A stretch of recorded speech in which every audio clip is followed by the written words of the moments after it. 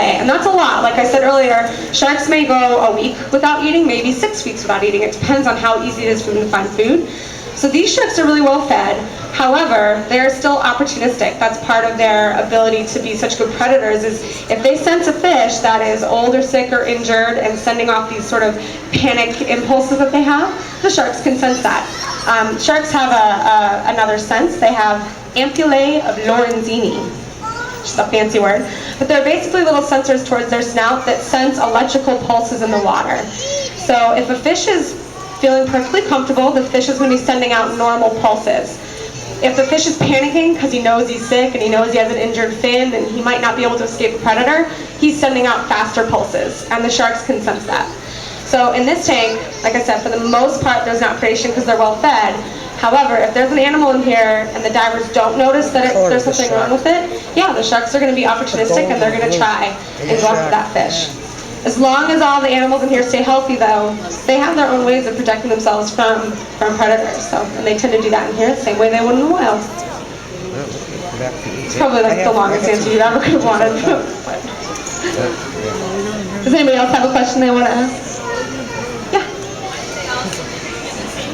Yeah, so a lot of the fish tend to move in the same direction. A lot of them are moving counterclockwise. There is a current in this tank. We filter all 200,000 gallons of water all day long, and the system, we pump water in and pump water out, and that creates a current in the tank. And the current's actually going clockwise. The fish tend to swim against the current because it's easier for them to breathe. If they breathe by passing water over their gills, and so if they swim against the water, it's automatically pushing water over their gills for them. So a lot of these larger, sort of more of open water fish tend to swim in the opposite direction. Good observation. Yeah.